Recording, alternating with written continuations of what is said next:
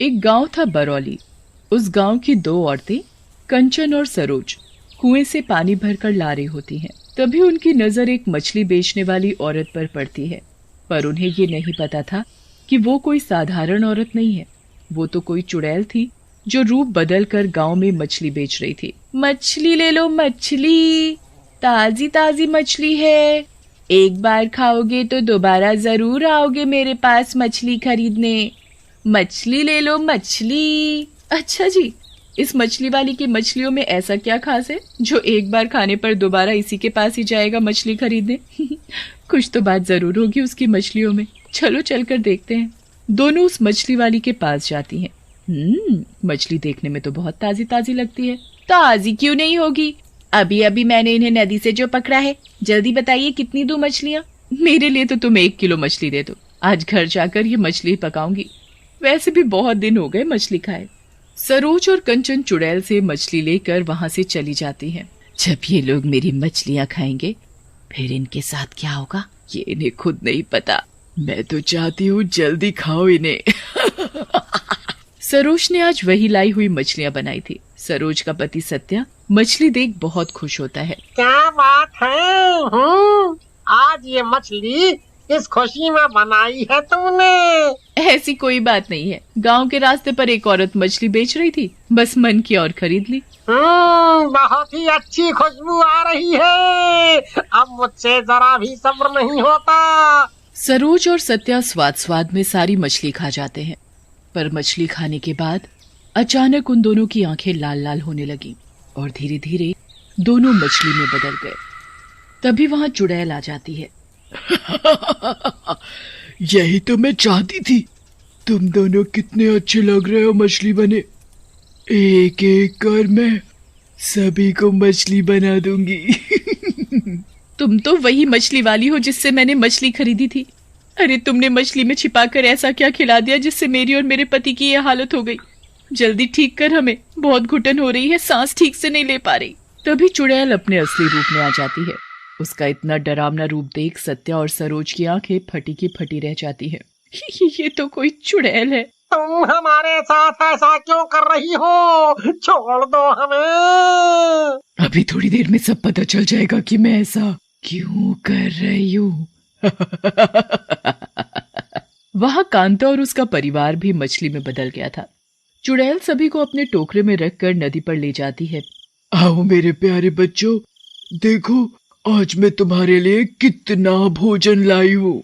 तभी नदी से 2 बड़ी बड़ी मछलियां बाहर निकल कर आती हैं, जिनका आधा शरीर तो मछली का था और आधा इंसान का। आ गए मेरे प्यारे बच्चे चिंटू पिंटू। माँ, देर किस बात की? जल्दी से ये मछलियाँ हमारे मुंह में डाल दो। बहुत भूख लगी है, जल्दी करो माँ। चुड़ैल टोकरे से एक एक करके अपने दोनों बेटों के मुंह में मछली बने इंसान को डाल देती है। माँ, तुम ये रोज रोज एक आदमी क्यों लाती हो हमारे लिए?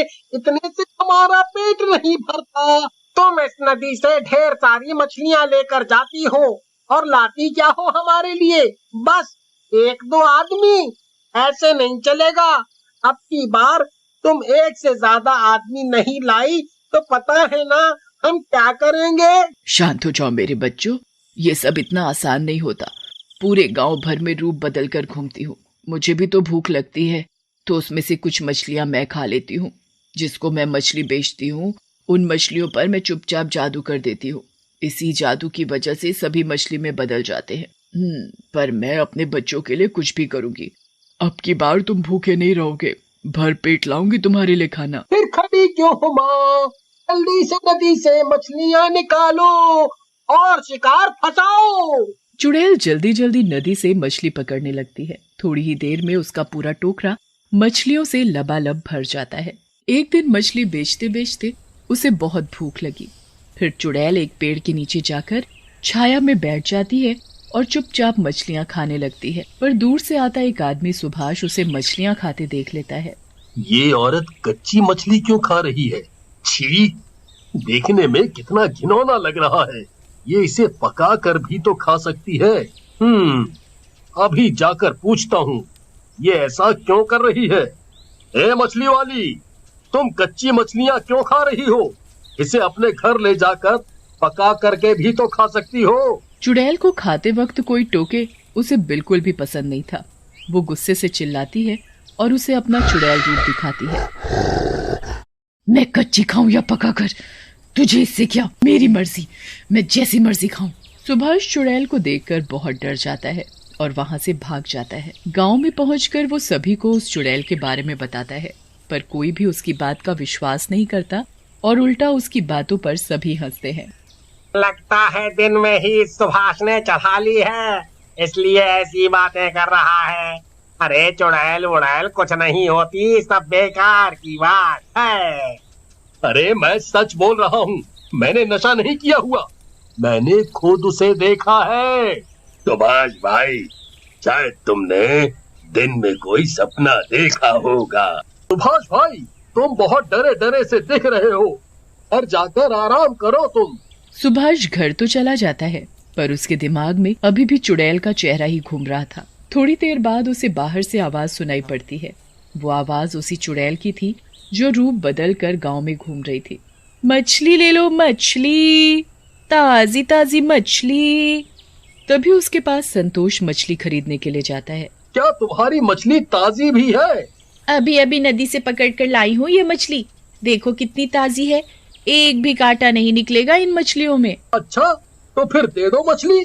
थोड़ी ही देर में वहाँ और भी औरतें आ जाती हैं मछली खरीदने। इतनी सारी भीड़ देखकर चुड़ैल मन ही मन बहुत खुश होती है, क्योंकि आज वो अपने बच्चों के लिए एक नहीं दो नहीं कई इंसानों को उनका भोजन बनाकर ले जाने वाली थी। सुभाष अपनी खिड़की से सब देख रहा होता है। अभी मैंने इसी औरत को वहाँ देखा था कच्ची मछली खाते हुए, जिसका चेहरा चुड़ैल जैसा था, पर इसका चेहरा बिल्कुल भी उसके जैसा नहीं है। वही टोकरा, वही कपड़े, सब कुछ वही है, बस सूरत बदली हुई है।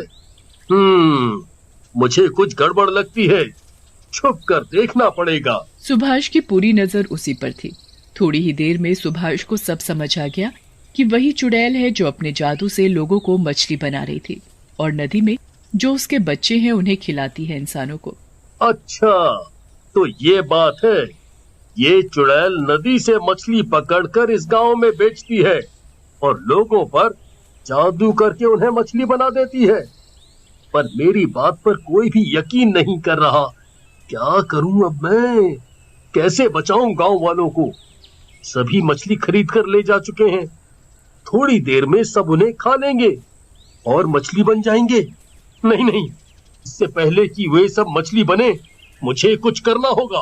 हाँ, करना ही होगा। बड़ी ही चालाकी से सुभाष चुड़ैल के टोकरे से जादू की हुई मछली बदल देता है। वही मछली चुड़ैल खा जाती है और चुड़ैल तभी मछली में बदल जाती है।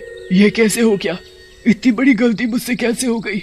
कोई बचाओ मुझे। तभी सुभाष वहां आ जाता है और जोर जोर से शोर मचाकर पूरे गांव को इकट्ठा कर लेता है। मछली को बोलता देख सभी गांव वाले हैरान रह जाते हैं। तुमने बिल्कुल सही बोला था सुभाष भाई, हमने ही तुम्हारी बातों पर यकीन नहीं किया। अब इस चुड़ैल का क्या करना है? करना क्या है? अब ये खुद अपने उन शैतान बच्चों का भोजन बनेगी। नहीं, मुझे छोड़ दो, नहीं तो मेरे बच्चे मुझे नोच नोच कर खा जाएंगे। अब तुम्हारी सजा यही है। हाँ। संतोष घूंघट में जाती है और चिंटू पिंटू को आवाज देकर नदी से बाहर आने को बोलती है। जैसे ही दोनों नदी से बाहर आते हैं, संतोष मछली बनी चुड़ैल को उन्हीं के बेटों के मुंह में फेंक देती है। चुड़ैल चिल्लाती रहती है, पर उसके बच्चों को तो खाना दिख रहा था बस। तभी वहां सभी लोग आ जाते हैं। अभी तुम दोनों ने जिसे खाया है ना, वो तुम्हारी अपनी माँ थी। ये तुम क्या बोल रहे हो? हमारी माँ तो वो रही। जैसे ही संतोष घूंघट उठाती है, उसे देख दोनों के होश उड़ जाते हैं। ये हमने क्या कर दिया? हम अपनी ही माँ को खा गए, खा गए, खा गए। अब इन दोनों का क्या करना है? ये यहाँ रहे तो एक दिन पूरे गांव को खा जाएंगे। ये पानी से अलग नहीं रह सकते, इसलिए इन्हें पानी से अलग करो। सभी लोग नदी के बहाव को दूसरी तरफ मोड़ देते हैं। दोनों पानी के साथ बाहर आते ही तड़प तड़प कर मर जाते।